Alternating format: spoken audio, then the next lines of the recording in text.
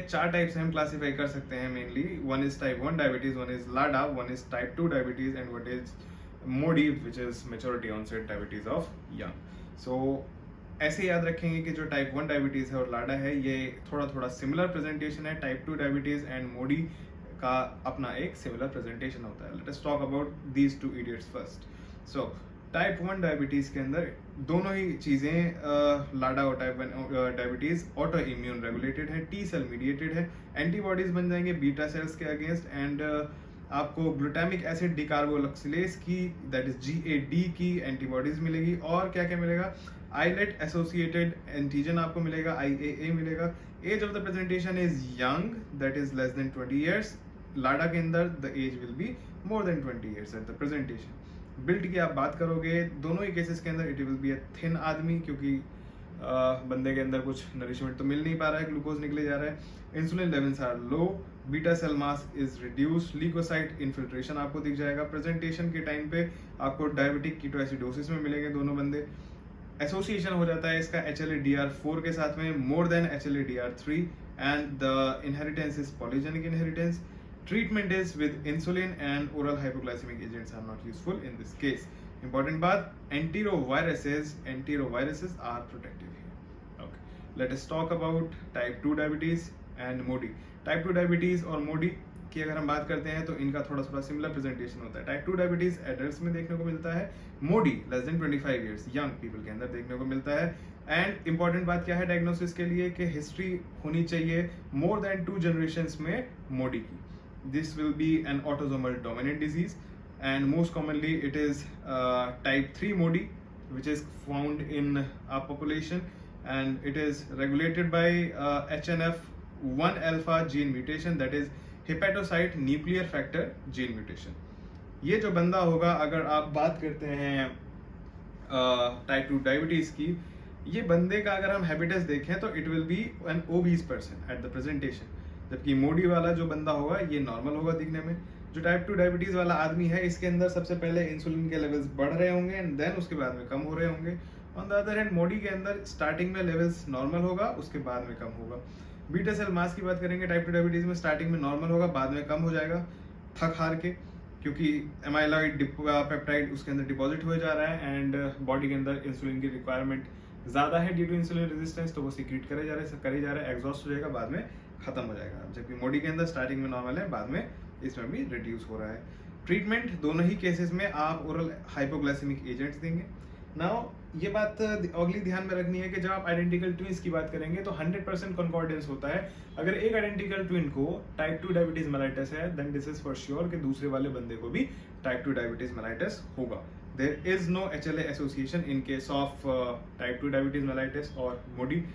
Then अगर आप मोडी के केस में बात करें oral hypoglycemic agents की, the first line is always metformin, the second line will be gliptins followed by sulfonylureas and pioglitazones. Okay, now अगर आपने एक और प्रेजेंटेशन की बात करें मोडी के अंदर, so often there is asymptomatic hypoglycemia which if untreated or unnoticed it will progress to diabetic ketoacidosis.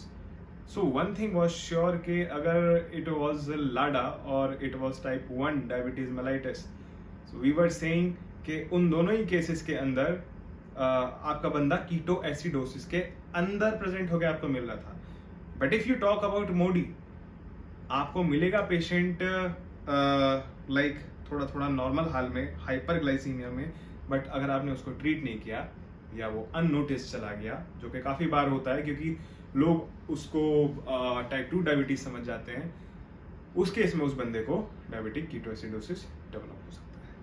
Then हमने प्री डायबिटीज की हमने बात की थी अभी थोड़ी देर पहले. हमने बोला था दो टाइप का होता है, one is impaired fasting glucose and one is impaired glucose tolerance. हमने बताया impaired fasting glucose is due to hepatic insulin resistance, impaired glucose tolerance is muscle insulin resistance.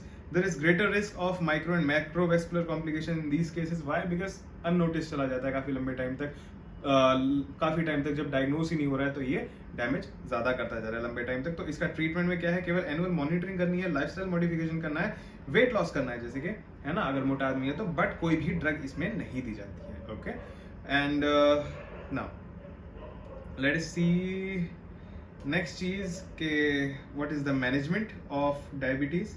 सो देखिएगा, whenever we talk about the management हम उसको 3 step में बात करते हैं. Number 1 is primary management, number 2 is secondary level of prevention, then third tertiary level of prevention.